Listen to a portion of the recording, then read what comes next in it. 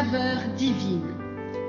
Cette bonne nouvelle du royaume sera prêchée dans le monde entier pour servir de témoignage à toutes les nations. Alors viendra la fin. Ce pain céleste vous est présenté par Immaculée Niraneza.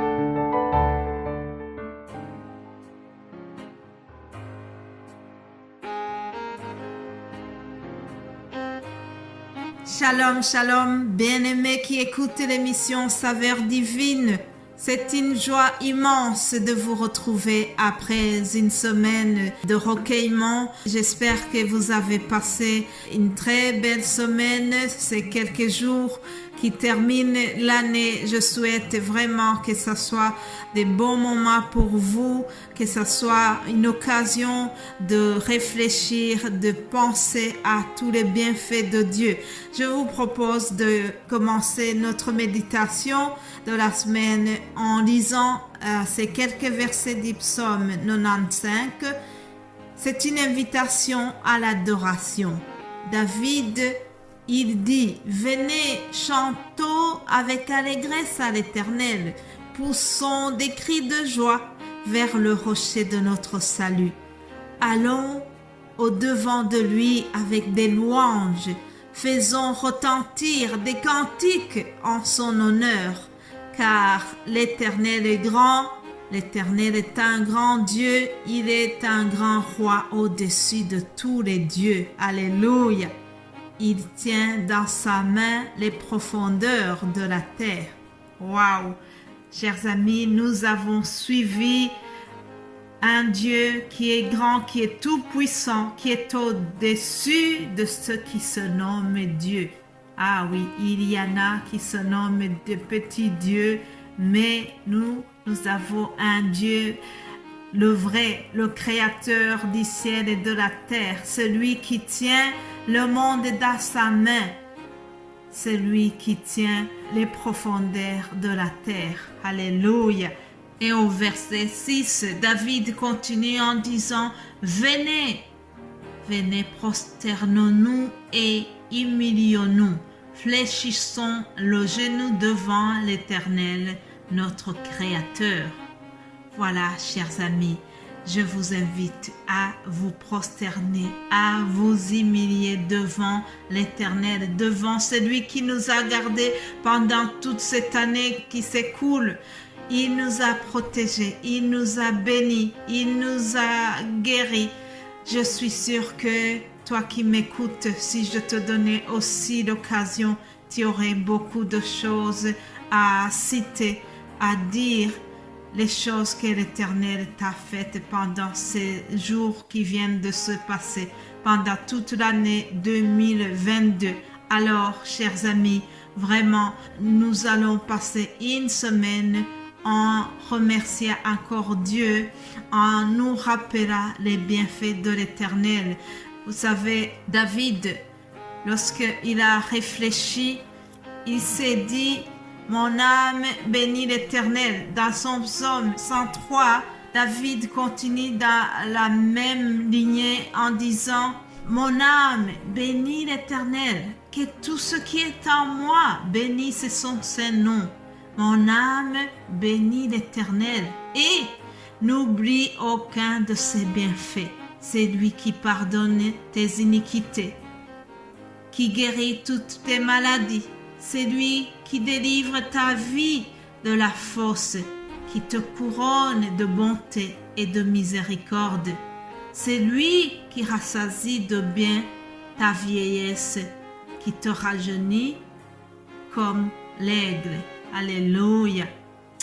Mon âme bénit l'Éternel et n'oublie aucun de ses bienfaits. Voilà, chers amis, le thème qui va nous conduire pendant cette semaine. N'oublie aucun des bienfaits de Dieu. Je voudrais qu'en terminant l'année 2022, dans les 2 semaines qui nous restent, que nous continuons, que nous fassions cet exercice de compter les bienfaits de Dieu dans notre vie. David, qui est l'auteur de ces paroles que je viens de vous lire, Il était tellement imprégné de la bonté de Dieu. Alors, lorsqu'il s'est rendu compte de cela, il ne pouvait plus attendre. Ça bouillonnait tellement au sein de lui-même. Il y avait un feu de reconnaissance à Dieu, un feu qui brûlait en lui. Je prie qu'il y ait le même feu en toi, que tu puisses énumérer les bienfaits de l'Éternel, comme David l'a fait. Alors, lorsque David s'est rendu compte de cela, il s'est stimulé à la louange. Il a dit à son âme, « Attention mon âme, n'oublie pas les bienfaits de l'Éternel. » Mais avant cela, c'est comme s'il s'est posé cette question. Qui est l'Éternel? Comment le connaître? Qui est l'Éternel? Il s'est donné la réponse en disant, « Il est celui qui pardonne mes péchés. » Oui, chers amis, l'Éternel a la toute-puissance de pardonner nos péchés.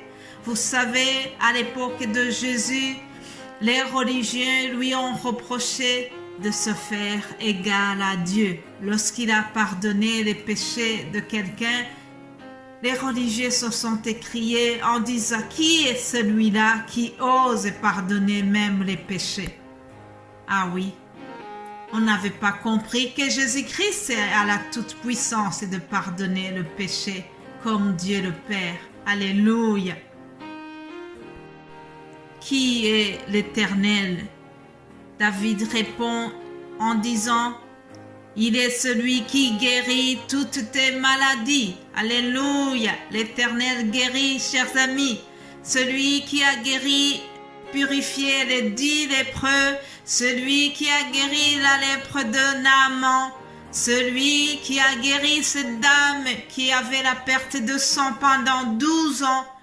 Aujourd'hui, il est le même. Alléluia. Aujourd'hui, Jésus-Christ opère encore des guérisons, même des maladies incurables, des cas désespérés, des cancers dont on avait signalé que c'était impossible, que c'était incurable. Nous avons entendu des témoignages des frères et sœurs qui ont témoigné qu'ils ont été guéris, ceux qui ont été guéris du sida et d'autres maladies que la médecine avait déclarées incurables. Mais Jésus-Christ guérit toutes sortes de maladies encore. Le tout, c'est de savoir que lorsqu'il décide de ne pas guérir, ce n'est pas qu'il est impuissant, ce n'est pas qu'il ne sait plus le faire, mais nous devons nous plier à sa volonté. Lorsque nous prions, nous disons que ta volonté soit faite. Il peut arriver que la volonté de Jésus n'est pas nécessairement de te guérir. Alors, ce n'est pas pour cela que tu vas dire que non, c'est pas possible, Jésus ne sait pas guérir toutes les maladies. David donc a dit, mon âme bénit l'Éternel, c'est lui qui pardonne tes iniquités, c'est lui qui guérit tes maladies, c'est lui qui te délivre de la fosse. Alléluia. David a vu la délivrance de l'Éternel. Lorsqu'il s'occupait des moutons, il a vu la délivrance de Dieu. Il a vu la protection divine. David avait vu Dieu qui l'a protégé contre ses ennemis. Lorsqu'il était pourchassé, il a vu le secours de l'Éternel. Alléluia. Ah, David a dit, c'est lui qui te rachète, c'est lui qui te rassasie, c'est lui qui fait justice. Et tout cela parce que l'Éternel est infiniment bon et miséricordieux. Bien-aimés de Dieu, les effets de la grâce de Dieu doivent produire chez nous une louange éternelle, une louange authentique comme ce fut le cas pour David. En terminant, je vous invite à louer l'Éternel. Louons-le parce qu'il nous a pardonné de nos péchés. Louons-le parce qu'il nous a rachetés par le sang précieux de Jésus-Christ. Alléluia. Je le loue parce que je sais que mon avenir est dans les mains de l'Éternel.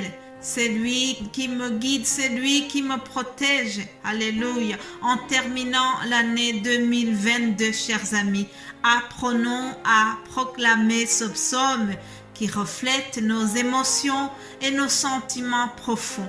Des fois, on a mal à exprimer la reconnaissance à Dieu, mais voilà, David vient de nous donner un exemple. Alléluia. Alors, je vous invite vraiment à rester dans cet esprit de reconnaissance. Mon âme n'oublie jamais aucun bienfait de Dieu. Voilà, passez une excellente journée et nous allons continuer ce thème durant toute la semaine. Je termine en vous remerciant, vous tous qui nous soutenez, vous tous qui nous encouragez. Que Dieu vous bénisse abondamment. Soyez bénis richement, éternellement. Alléluia. Amen.